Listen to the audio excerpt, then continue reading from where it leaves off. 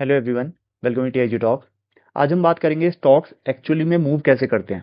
देखना, demand and supply तो सबको ही पता है, बट डिमांड एंड सप्लाई के बैक एंड पे क्या चल रहा होता है वो मेन चीज़ है। कभी भी स्टॉक का प्राइस किसी न्यूज़ की वजह से ऊपर या नीचे नहीं होता। वो उस न्यूज़ की वजह से आप पे इन्फ्लुएंस पड़ता है एंड आप ऑर्डर डालते हो या फिर कोई बड़ा प्लेयर ऑर्डर डालता है, उस वजह से प्राइस ऊपर नीचे होता है। ठीक है। आज की वीडियो स्टार्ट करने से पहले मैं आपसे रिक्वेस्ट करूंगा कि चैनल को सब्सक्राइब करना, वीडियो को लाइक करना, शेयर करना एंड कोई भी डाउट हो तो कमेंट करके जरूर पूछना। अब हम आज की वीडियो स्टार्ट करते हैं। सबसे उस पे चलते हैं, सबसे पहली स्लाइड पे चलते हैं। थोड़े से मिथ्स जो है क्लियर करते हैं। सबसे पहले तो यही है कि जैसे जो मैंने आपको अभी चीज बताई, टीवी पर आया कि ये मल्टी बैगर है स्टॉक, या फिर ऑपरेटर जो है इस स्टॉक्स में घुसने वाले हैं, या सोशल मीडिया में कुछ भी खबरें चल रही है, मतलब ये सिर्फ और सिर्फ खबरें है, ये असली में हुआ नहीं है। अब आप ये चीज समझना, प्राइस जो है इनकी वजह से मूव नहीं करता है। प्राइस सिर्फ और सिर्फ तब मूव करेगा जब रियल ऑर्डर्स मार्केट में लगेंगे, जब असली पैसा मार्केट में आएगा, जब फ्रेश डिमांड और सप्लाई क्रिएट होगी। सिर्फ और सिर्फ इस वजह से प्राइस ऊपर या नीचे जा सकता है। इन ये जो न्यूज चलती है या फिर कोई आपको टिप्स वगैरह कुछ देते हैं, या फिर कुछ कुछ भी खबरें जो चलने लग जाती है, उस वजह से नहीं जाता। उस वजह से आप पे इन्फ्लुएंस पड़ता है एंड आप अगर मार्केट में पैसा डालते हो तो प्राइस ऊपर नीचे हो सकता है। ठीक है। अब मेन चीज पर आते हैं कि भाई सप्लाई एंड डिमांड तो जो मैंने आपको बताया, ठीक है। बट वो जो सप्लाई एंड डिमांड है उसके पीछे चलता क्या है, आखिर सीन क्या रहता है, उसके पीछे बैकएंड पे क्या चलता है। एक बहुत छोटे से एग्जांपल से बताता हूं मैं आपको। मान लो लेट से कि करंट में जो है ये तीन सेलिंग प्राइस चल रहे हैं। मतलब कि आज ये चल रहा है कि भाई एक जना जो है 5,000 शेयर्स जो है 100.50 पे बेचने को तैयार है। दूसरा 3,000 शेयर्स 101 रुपये में बेचने को तैयार है। तीसरा 2,000 शेयर्स 101.50 पे बेचने को तैयार है। लेकिन जो खरीदना चाह रहा है वो 4,000 शेयर्स खरीदना चाह रहा है, लेकिन 99.50 पे खरीदना चाह रहा है। अब यहां तो ट्रेड पॉसिबल नहीं हो सकती, बिकॉज ये खरीदना कम में चाह रहा है और ये बेचना महंगे में चाह रहा है। तो ये तो पॉसिबल ही नहीं है कि ट्रेड यहाँ पे हो जाए। अब यहाँ पे ट्रेड एक्चुअली में कैसे होएगी, मेन सवाल ये है। ठीक है। अब ये जो ये वाले ट्रेडर्स है ना, या फिर ये वाले सेलर्स हैं, इनको कहते हैं हम पैसिव सेलर्स या पैसिव ट्रेडर्स। कुछ भी कह लो आप, पैसिव सेलर्स कह लो या पैसिव ट्रेडर्स कह लो, इसको भी पैसिव ही बोलते हैं।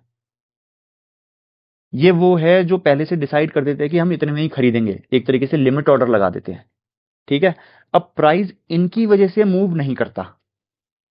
ध्यान रखना, इनकी वजह से मूव नहीं करता। प्राइस मूव करता है एग्रेसिव ट्रेडर्स या एग्रेसिव बायर सेलर्स की वजह से। एग्रेसिव या डेस्परेट, कुछ भी कह लो, अलग अलग जगह अलग अलग शब्द दिख जाएंगे आपको। सेलर्स या बायर्स, इसको ट्रेडर्स कह देते हैं, है ना। इनकी वजह से प्राइस जो है मूव करता है। इनकी वजह से जो है आपको बड़ी बड़ी ग्रीन कैंडल या बड़ी बड़ी रेड कैंडल देखने को मिलती है। अब कैसे, मैं आपको ये बताता हूँ। मान लो यहाँ पे तो ये 99.50 पे खरीदने को तैयार है, बट ये खरीद पहले क्लियर कर देते हैं स्क्रीन। बट ये यहाँ पे तो कोई खरीदेगा ही नहीं। अब मान लो अचानक से एक नया एग्रेसिव बायर आ गया और वो बोलता है कि मेरे को जो है अभी के अभी खरीदना है माल। अभी के अभी खरीदना है मतलब कि मार्केट मार्केट ऑर्डर पे खरीदना है। एग्रेसिव बायर्स या एग्रेसिव सेलर्स का ये सिस्टम रहता है कि उनको जो भी अगर करंट प्राइस चल रहा है अभी मार्केट में, उस प्राइस पे उनको बस खरीदना है। उनको अपनी डिमांड पूरी करने से मतलब है, चाहे उनको जो भी प्राइस पे मिल रहा हो, जो भी मतलब जो भी करंट प्राइस चल रहा है। अब एग्रेसिव बायर आया और उसने बोला कि मेरे को 10,000 शेयर्स खरीदने हैं। अब ये कोई प्राइस लगा कर नहीं आते। इनका होता है कि जो मार्केट में प्राइस चल रहा है उसमें दे दो, बस मेरे को 10,000 शेयर दे दो। अब इसको 10,000 शेयर्स कैसे मिलेंगे, उसको 5,000 शेयर्स तो मिलेंगे यहां से एट 100.50। ठीक है। 3,000 शेयर्स उसको मिलेंगे यहां से एट 101 रुपीज। और जो बाकी के 2,000 शेयर्स हैं उसको मिलेंगे यहां से एट 10, जो 2,000 शेयर्स हैं 101.50। ठीक है। अब इसके जो है 5,000, 3,000, 2,000, इसका ऑर्डर हो गया पूरा। 10,000 रुपए, 10,000 शेयर्स इसके हो गए पूरे। इसका रोल हो गया खत्म यहाँ पे। अब इससे रिजल्ट क्या आया, इससे रिजल्ट ये आया कि प्राइस जो है एकदम ही मान लो जो लास्ट ट्रेडेड प्राइस था एलटीपी जो था वो 100 रुपये था मान लो, तो 100 रुपये से सीधा ही 101.50 पे पहुंच जाएगा, इस पे पहुंच जाएगा। क्यों? बिकॉज यहाँ पे एक एग्रेसिव बायर आ गया एंड उसने जो है प्राइस को ऊपर भगा दिया। सेम केस होता है एग्रेसिव सेलर में भी, बस जैसे इसमें हमने बोला कि वो एग्रेसिवली बाय कर रहा था, उसमें एग्रेसिवली सेल करते हैं, उसमें बोलते हैं कि भाई तुम जितने में भी खरीद रहे हो, जो भी अभी मार्केट में बाइंग प्राइस चल रहा है उसमें बेच दो इसको। मतलब जैसे 99.50 में है, तो वो सामने वाला बोल रहा है कि जो भी प्राइस चल रहा है, जो जितने में भी खरीदना चाह रहा है उतने में बेच दो, तो वो उतने में बिक जाता है। वो बस अपना शेयर्स लेकर आ जाते हैं कि वही 5,000 शेयर्स बेचने हैं। अब 4,000 शेयर्स उसने 99.50 पे बेच दिए एंड लेट्स से नीचे एक दूसरा पैसिव बायर खड़ा था, वो 99.10 पे खड़ा था, तो जो बाकी के सॉरी 4,000 शेयर्स इतने इतने में बेच दिए एंड जो बाकी के 1,000 शेयर्स थे वो इसने 99.10 पे बेच दिए एंड इस वजह से प्राइस जो है थोड़ा नीचे चले जाता है 99 पॉइंट, जैसे 100 रुपये चल रहा था मान लो, तो 100 रुपये से 99.10 आ जाएगा। तो ये कॉन्सेप्ट रहता है सप्लाई एंड डिमांड के बैक एंड का। आई होप ये आपको क्लियर हो गया होगा एंड बहुत ही आसान चीज़ है, बट काफ़ी लोगों को नहीं पता रहता है ये, है ना। और यही जो एग्रेसिव बायर्स होते हैं ना, इनकी वजह से प्राइस ऊपर या नीचे जाता है, ये हमेशा ध्यान रखना। ठीक है, अब हम चलते हैं नेक्स्ट उसमें। अच्छा, ये डेस्परेट बायर्स और डेस्परेट सेलर्स को डिस्क्राइब करा हुआ है, ये मैं आपको ऑलरेडी बता चुका हूँ। लेकिन मेन चीज़ सुनना कि ये जो बायर्स होते हैं और ये जो सेलर्स होते हैं, इसमें इनमें इतनी जो एग्रेसिवनेस है या ये जो डेस्परेटनेस है, ये कहाँ से आ रही है? ये इतने डेस्परेट क्यों हो रहे हैं? ये आ रही है इनके फियर से, इनकी ग्रीड से, इनके लालच से, या अर्जेंसी से, या फोमो से, या पैनिक से। ये जो इमोशनल चीज़ें हैं ना इनकी, मतलब डर लग रहा है उनको एक पर्टिकुलर प्राइस पे कि भाई अब और ना गिर जाए, तो वहां से आ रहा है डेस्परेटनेस।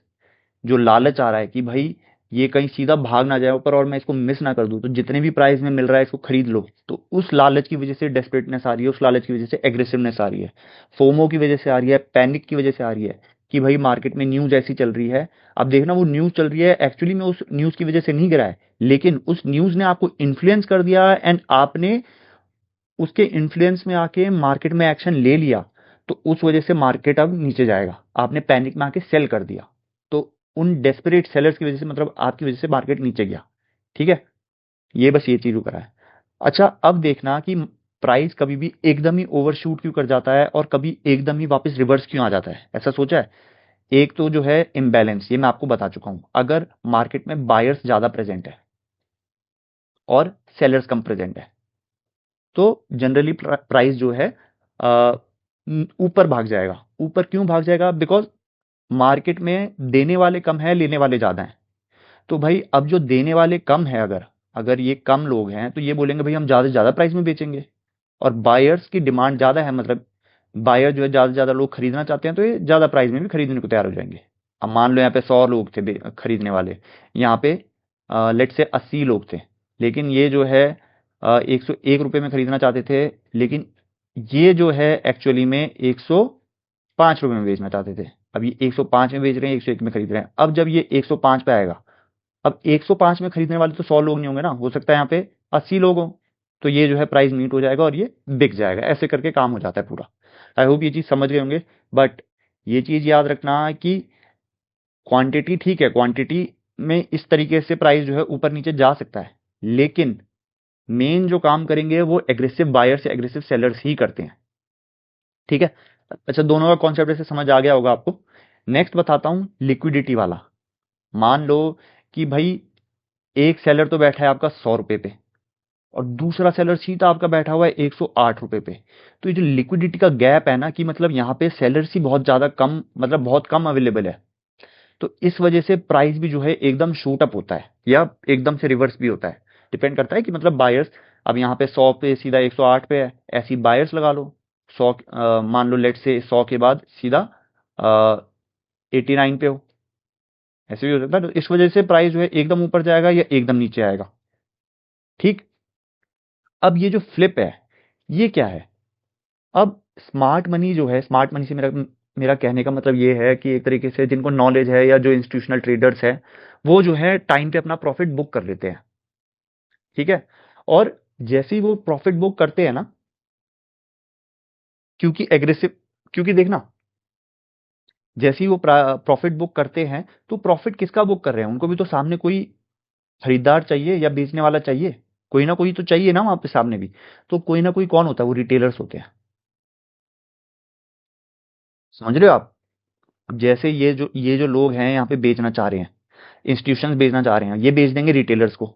अब रिटेलर्स ने तो खरीद लिया, ठीक है, रिटेलर्स ने तो खरीद लिया, बट जब रिटेलर्स इसको खरीद देंगे तो उसके बाद कोई बड़ा प्लेयर नहीं बचेगा प्राइस को ऊपर भेजने के लिए। अब बिकॉज प्राइस को ऊपर भेजने के लिए कोई नहीं बचा, तो प्राइस धीरे धीरे नीचे आ जाएगा। एंड प्राइस धीरे धीरे नीचे आ जाएगा तो पैनिकनेस भी बढ़ जाएगी, मतलब मार्केट में पैनिक भी आ जाएगा कि भाई हमने जो है इतने ऊपर में खरीद लिया एंड प्राइस अब नीचे जाने लग गया। तो अब पैनिक में आके लोग और बेचना चालू कर देंगे। प्राइस ऑलरेडी नीचे आ रहा है, लेकिन अब जो है और ज्यादा लोग बेचने लग गए उस पैनिक की वजह से, तो मार्केट जो है और तेजी से नीचे चले जाता है। समझ रहे हो? ये कॉन्सेप्ट रहता है इसके पीछे का। हालांकि जो लंबे टाइम तक इन्वेस्ट करते हैं उनके लिए तो ये चीज ना के बराबर है, उनको इससे फर्क नहीं पड़ना चाहिए, लेकिन जो ट्रेडर्स होते हैं उनको इससे बहुत फर्क पड़ता है। नेक्स्ट आते हैं हम सपोर्ट जोन पे, रेजिस्टेंस जोन पे।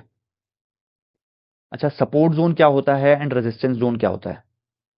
सपोर्ट जोन तब तब बनता है, मतलब एक ऐसा जोन है जहां पे एक पर्टिकुलर जोन पे या एक पर्टिकुलर प्राइस बैंड पे बार बार लोग जो है खरीदते हैं। एंड वो लोग कौन होते हैं? वो लोग एक्चुअली में होते हैं इंस्टीट्यूशनल बायर्स। मैं ऐसा क्यों कह रहा हूं? क्योंकि इंस्टीट्यूशनल बायर्स के देखना बहुत बड़े बड़े ऑर्डर्स होते हैं, ठीक है, लाखों में ऑर्डर्स होते हैं। ऐसे नहीं खरीदते हो कि 100 शेयर खरीद रहे हैं, 50 शेयर खरीद रहे हैं। वो बड़े बड़े ऑर्डर्स लगाते हैं कि लाखों में शेयर्स लगा रहे हैं। अब लाखों में एक ही बारी में तो शेयर नहीं लगा सकते ना, ना ही वो मार्केट ऑर्डर लगा सकते हैं, करेक्ट? तो वो क्या करते हैं, वो लिमिट ऑर्डर लगा देते हैं कि भाई कुछ ऑर्डर्स जैसे 10% ऑर्डर यहाँ पूरे हो जाए, फिर उसके बाद जब प्राइस वापस आएगा उसके बाद 20% ऑर्डर यहाँ पूरे हो जाए, जब प्राइस वापस आया घूम के उसी प्राइस पे, फिर वापस घूम कर आया तो जितने भी 30% ऑर्डर बचे उतने पूरे हो जाए। ऐसे ऐसे करके वो अपने पूरे ऑर्डर कर लेते हैं, क्योंकि वो लिमिट ऑर्डर लगाते हैं।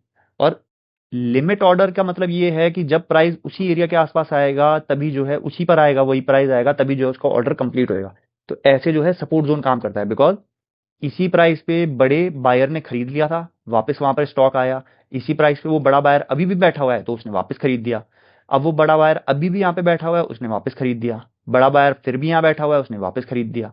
फिर जब वो लास्ट रहता है तो उसके बाद जो है यहाँ पे बड़ा वो नहीं बैठता, मतलब उसके बाद जो है लास्ट में वो जनरली मार्केट ऑर्डर प्लेस करते हैं जब छोटा मोटा अमाउंट रह जाता है उसका। जब उसके बाद वो ले लेते हैं ना उसको, उसके बाद जो है एकदम प्राइस शूट अप कर जाता है। क्यों? क्योंकि अब जो है लोगों तक भी खबर चली जाती है जनरली कि यहाँ पे जो है एक बड़े इंस्टीट्यूशन ने इसको खरीद लिया है। तो उस वजह से लोगों की साइकोलॉजी में भी ये आ जाता है कि भाई क्योंकि इंस्टीट्यूशन ने यहाँ पे खरीद लिया है इसको तो ये प्राइस ऊपर जाना चाहिए, हम भी इसको खरीदते हैं। उस वजह से भी चले जाता है। एंड इतना बड़ा इंस्टीट्यूशन बैक कर रहा है स्टॉक को, इतने बड़े इंस्टीट्यूशन ने खरीद रखे इतने सारे स्टॉक्स, तो उस वजह से तो जाता ही जाता है। सेम केस होता है रेजिस्टेंस में भी, ठीक है, बिल्कुल सेम चीज है, कुछ फर्क नहीं है। बस इसमें जैसे बाइंग के केस में बताया, इसमें सेलिंग के केस में। अब जब इंस्टीट्यूशन को बेचना होता है तो वो क्या करते हैं, वो लिमिट में बेचते हैं, मतलब कि लिमिट ऑर्डर लगाते हैं कि भाई इस एरिया के आसपास आएगा तब बिकेगा, तब बिकेगा, वो नीचे नीचे जाता है, ऐसे करके होता है। ठीक है, आई होप ये चीज भी समझ गए होंगे आप। अब 5 क्वेश्चन जो पूछने चाहिए आपको अपने आप से जब भी आप ट्रेड लो, है ना, कि भाई ज्यादा एग्रेसिव करंट टाइम पे कौन है, बायर से या सेलर से? सबसे पहला, कैंडल का साइज देखो, ठीक है, डायरेक्शन देखो, स्पीड देखो कि कितनी तेजी से वो जा रहा है। नेक्स्ट, लिक्विडिटी चेक करो कि भाई ऐसा तो नहीं है कि एक ऑर्डर 100 पे है, एक आस्क प्राइस 100 पे है, अगला 105 पे है, ऐसे करके चल रहा है, मतलब ना, मतलब बीच में बहुत ज्यादा ज्यादा गैप है, तो इससे क्या होएगा, आप गलती से भी मार्केट ऑर्डर प्लेस हो गया ना तो लेनी की देनी हो जाएगी आपकी। ठीक है। नेक्स्ट, वॉल्यूम के साथ हमेशा कंफर्म करो कि भाई प्राइस ऊपर जा रहा है तो वॉल्यूम भी उसी हिसाब से ऊपर गया है कि नहीं गया है। ठीक है। नेक्स्ट चीज देखो कि किस पर्टिकुलर प्राइस पे, किस पर्टिकुलर लेवल पे ये चीज हो रही है, कि सपोर्ट पे हो रही है, रेजिस्टेंस पे हो रही है, कोई एक क्रूशियल लेवल है यहाँ पे कि नहीं है ना। और लास्ट, लास्ट वही मैंने लिख दिया same, who is aggressive who is more desperate, वही चीज है सेम। यहाँ पे बस आप ये चेक करो कि लोगों के अंदर ज्यादा डर है या लालच है या फोमो है या क्या चीज है। तो आई होप आपकी आज की वीडियो आपको पसंद आई होगी। एंड कोई भी अगर डाउट हो तो आप कमेंट जरूर करना। बाकी चैनल को सब्सक्राइब करना एंड लाइक शेयर करना।